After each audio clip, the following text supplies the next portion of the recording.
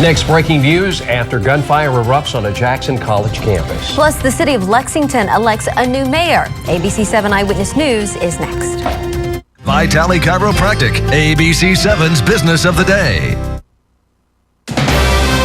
Now, from West Tennessee's News Channel, this is ABC 7 Eyewitness News at 10.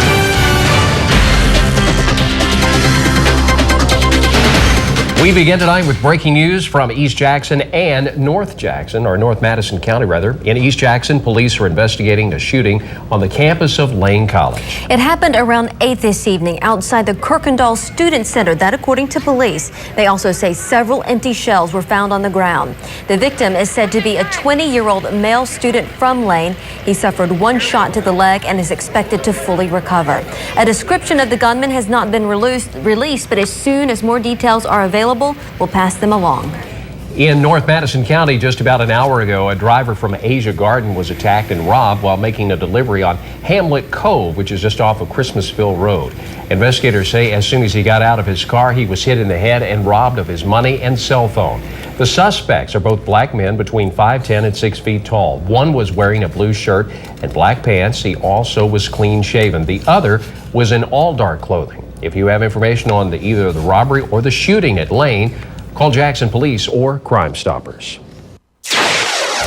In a follow-up tonight, we hear from neighbors of the Jackson man charged with raping a young boy more than 100 times. 37-year-old Roy McCarty remains jailed tonight on 107 charges of rape of a child. Many of his neighbors in this North Jackson mobile home park say they know very little about McCarty. We checked his record in Jackson and found one 2009 misdemeanor charge for taking a $100 bill from a register at Kohl's. Right now, investigators say they have no reason to believe McCarty has other victims, but are reviewing photos and videos as well as his computer.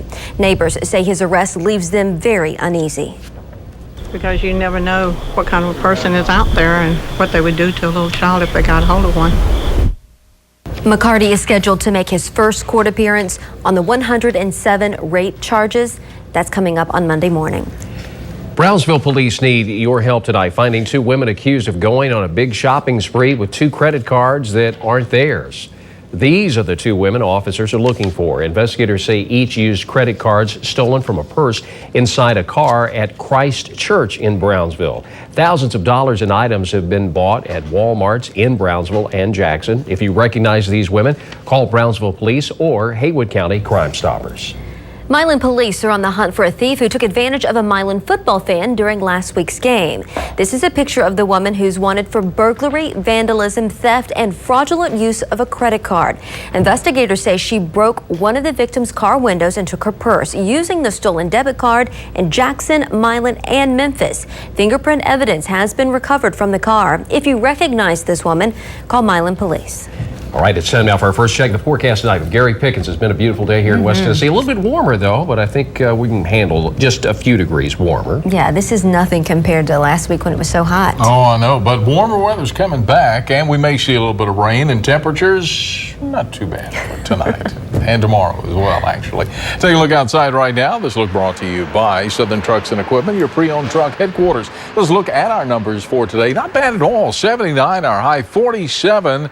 It's our low this morning. Guess what? That sets a brand new record low temperature for this date. The previous record low was 49 degrees in 1956 with a record high in 1980 of 101. No rainfall today at the airport or here at ABC 7. So far for the year, just a smidge over 38 inches of measurable precipitation. Look Fast Track 7 right now. Do we find any rain? Indeed, we do not. But we are beginning to get a little more cloud cover starting to build into that area. So as the cloud cover builds in, I think our chances of rain will increase over the next few days. Here's what we are looking for. Clouds going to be moving in overnight tonight. Slight chance of rain coming our way on Friday, and it's going to be drier by Sunday night and may stay dry for a few days and warm up.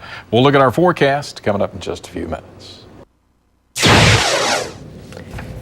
New at 10, passing a budget isn't the only worry in Haywood County tonight. Sheriff Melvin Bond says he's been issued a state jail inspection notice that says correct multiple infractions or risk decertification. ABC 7 Eyewitness News reporter Daniel Wilkerson has more. We've just built a $13 million facility, and I'll be damned if I'm going to let him decertified. Hire more workers or lose certification. That's what Haywood County Mayor Franklin Smith says was the gist of a recent state inspection done by Inspector Robert Kane listing multiple infractions, all of which, according to Haywood County Sheriff Melvin Bunn, can be tracked to staffing issues. Mr. Kane's got a problem with Haywood County and our jail. I think there's plenty of people out here that are certified to work and ready to work, and they need to take advantage of it. Mayor Smith says the county has until October 1st to hire 21 employees or run the risk of losing state funds. Not good for a county struggling with its budget. Mr. Kane recommended that we have 42 employees. We currently have 21. No way that we can fund or afford 21 more employees for that jail. When asked whether his county built a $13 million jail it couldn't afford. Well, it depends on who you talk to. I'm sorry that we've built a jail since we've built a school. I don't think that speaks well for our county. Built in 1976, Mayor Smith says a new building was needed. It was antiquated. We used old brass keys to open and close cell doors. It took 2 officers to open and close every door. In Haywood County, Daniel Wilkerson, ABC 7 Eyewitness News. Mayor Smith says it's Sheriff Bond's constitutional duty to run the jail and said he would ensure the sheriff has the funding to do so. A prospective new airline flew into McKellar-Sipes Regional Airport today in hopes of landing a new carrier for the airport. Officials with Seaport Airlines visited the hub city to talk about possibly becoming West Tennessee's newest commercial carrier. If selected, the airline would replace Tennessee Skies, a subsidiary of Pacific Wings Airlines, which announced it would no longer provide commercial service after the airport lost its essential air service status and federal funding. Excited about looking at some changes and some different things, and also a different destination than what we're flying now. The Department of Transportation recently announced McKellar-Sipes was given a waiver for EAS status. It also ordered Pacific Wings to continue service until at least October 31st, as the department seeks a new service provider. The final decision on Seaport could come in November. Tonight, voters in Lexington cast their votes in 2 of the area's most talked about races, the city mayor's seat and the presence of package stores in the city limits. It was a landslide victory for Tim Pierce, who beat out one-time Lexington Mayor Benny Scott. Pierce received a little more than 1,200 votes to Scott's 798.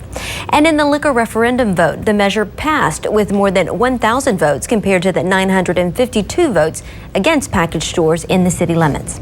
For the winners in the other Lexington city races, look for the story on our website, WBBJTV.com.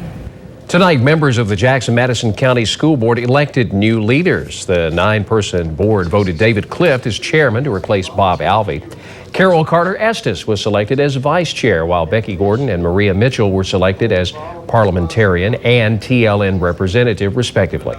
We spoke with new chairman David Clift just moments after he was elected. I would like to do what we can to retain the students we have in our schools, keep them from leaving and going to other counties or to private schools. We've lost several students over the last few years. I'd like to stop that if there's a way possible. The board was supposed to vote on raising the salary for superintendent, but because it wasn't placed on the agenda properly, it was postponed and is expected to be discussed at next month's meeting. Authorities are investigating this daycare after they receive a tip about an employee's questionable methods of childcare. Also, we'll take you to UT Martin, where students are making sure the legacy and memory of the 9/11 attacks are never forgotten. That and more when we return.